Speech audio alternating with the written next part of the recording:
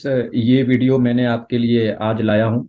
तो ये वीडियो सबसे ज़्यादा इम्पोर्टेंट उन लोगों के लिए रहेगा जिनके पास ये स्टॉक्स हैं, प्लस जो लोग वेट कर रहे थे अभी मार्केट में शेयर्स को ऐड करने के लिए, तो उनके लिए भी ये वीडियो काफ़ी इंपॉर्टेंट रहेगा। तो फ्रेंड्स, चलिए शुरुआत करते हैं सबसे पहले पॉलीकैब इंडिया लिमिटेड की। पॉलीकैब इंडिया लिमिटेड ऑलमोस्ट 3,000 के आसपास टच करके निकल के बाहर आया, लेकिन फिर से ये शेयर गिरते हुए देखने को मिला। और आज जैसा कि पूरा मार्केट गिरा है, तो वहीं देखिए ये शेयर प्राइस करीब करीब 5.96% एक दिन में ही खाली हो गया। जैसा कि मैं हमेशा कहता हूं कि जब मार्केट गिरता है तो फ्रेंड्स पूरा आपका जो प्रॉफिट होता है, जो शॉर्ट टर्म इन्वेस्टर्स होते हैं जिन्होंने करीब 6 से 7 महीने के अंदर नए स्टॉक्स में के अंदर पोजीशन ली होती है, उनका कहीं ना कहीं पूरा प्रॉफिट खत्म हो जाता है। ठीक है।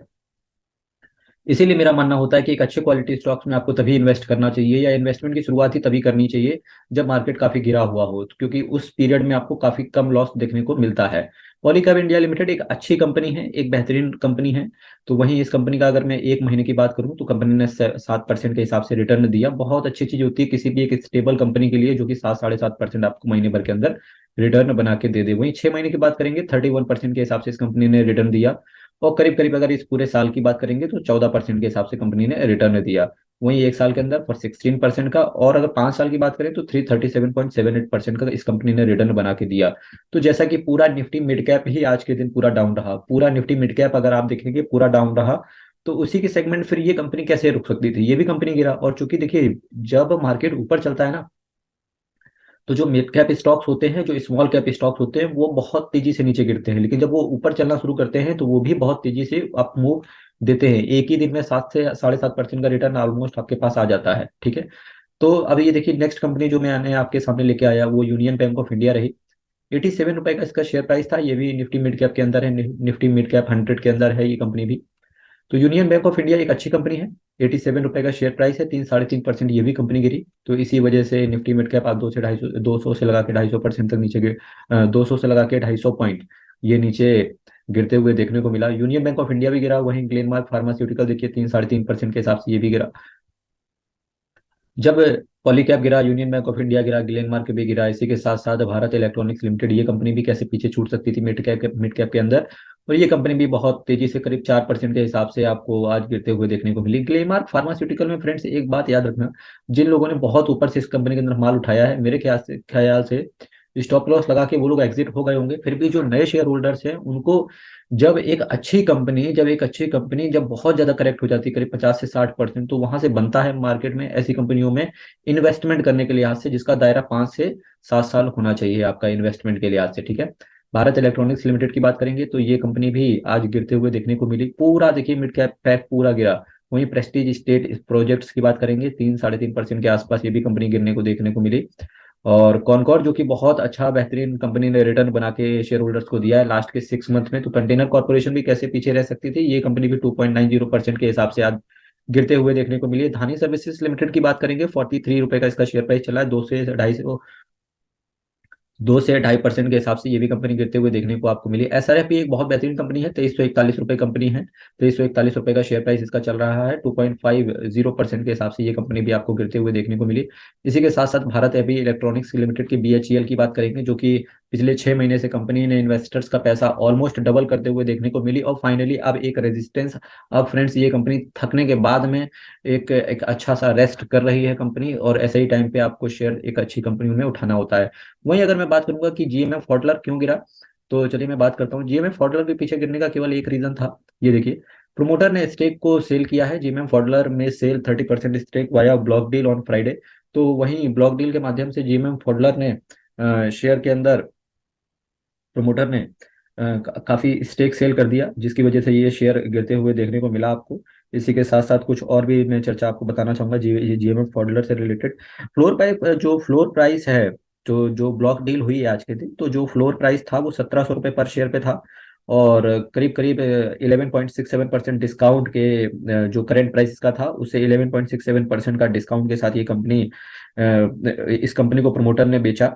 और डील हुई है कि 1.34 करोड़ शेयर्स, करीब करीब 29.88% इक्विटी कंपनी की सेल करी जाएगी via block deal.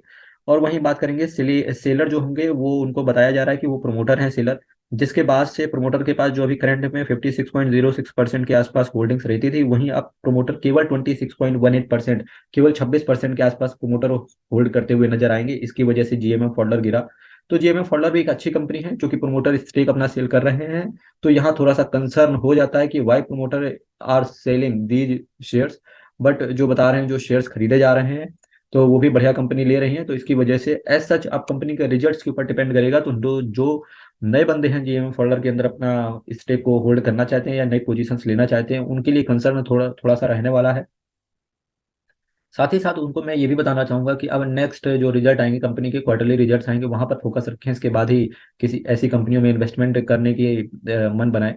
Varun beverages limited की बात करेंगे, 1355 रुपए का इसका शेयर प्राइस चल रहा है। वहीं कंपनी ने अभी तक इस साल 2022 अगर मैं देख लूँ तो 130% के हिसाब से कंपनी ने रिटर्न दिया। वहीं 6 महीने की बात करेंगे तो कंपनी ने ऑलमोस्ट 73% के हिसाब से कंपनी ने रिटर्न लोगों को बना के दिया।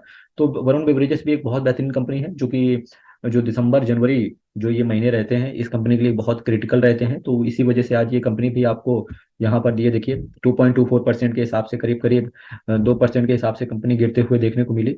तो आपको ऐसी कंपनी में डरने वाली बात होती नहीं है, क्योंकि पूरा मार्केट जब नीचे गिर रहा है, पूरा निफ्टी मिड कैप ही नीचे गिर रहा है, तो क्या कर सकते हैं इस सिचुएशन पे?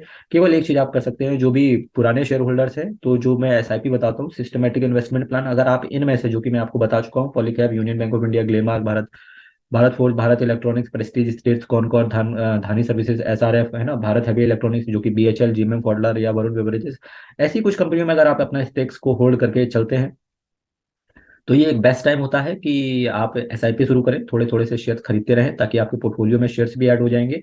इसके साथ साथ एक जब मार्केट ऊपर चलेगा, जो कि जाना ही है मार्केट को अल्टीमेटली ऊपर, तो आप एक अच्छा रिटर्न बना के यहाँ से भी लेके जाएंगे।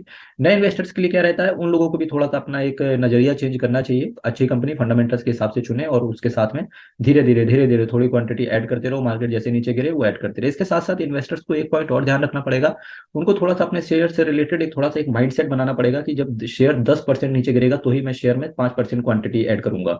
ठीक कुछ इस तरीके का, जब शेयर 20% नीचे गिरेगा तो मैं 2% क्वांटिटी ऐड कर लूंगा, कुछ इस तरीके से। जैसे जैसे मार्केट गिरे आपको क्वांटिटी ऐड करते रहना। जैसे जैसे मार्केट ऊपर चलना शुरू करे तो आप अपना इन्वेस्टमेंट का नजरिया है, इन्वेस्टमेंट को चेंज करके या तो फिक्स डिपॉजिट पे लेके जाए या रिकरिंग डिपॉजिट पे लेके जाए, अल्टीमेटली शेयर मार्केट्स के अलावा कहीं भी इन्वेस्टमेंट करना शुरू करें। पर जो मार्केट गिरे, जब मार्केट गिरे तो कुछ क्वालिटी स्टॉक्स होते हैं जो कि मार्केट के साथ ही साथ ऊपर चलते हैं, जिसमें से वरुण बेवरेजेस मुझे लगता है, पॉलीकैब लगता है, यूनियन बैंक ऑफ इंडिया लगता है ना।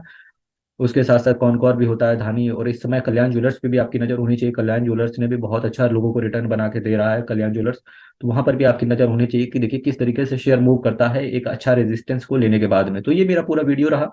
होप सो कि आप समझ गए होंगे मैं क्या कहना चाहता हूँ कि फ्रेंड्स, डरने की बात होती नहीं है जब मार्केट गिरता है। मार्केट अल्टीमेटली ऊपर ही जाएगा। केवल यहाँ पर लिक्विडिटी का कंसर्न आया है, जिसकी वजह से मार्केट में अब पैसे का वापस से फ्लो आएगा, और वापस से जब पैसे का फ्लो आएगा तो मार्केट ऊपर चलेगा। यूएस स्टॉक्स भी, यूएस में भी 3 साढ़े 3% की गिरावट देखने को मिल रही है इंडेक्स के अंदर उनका।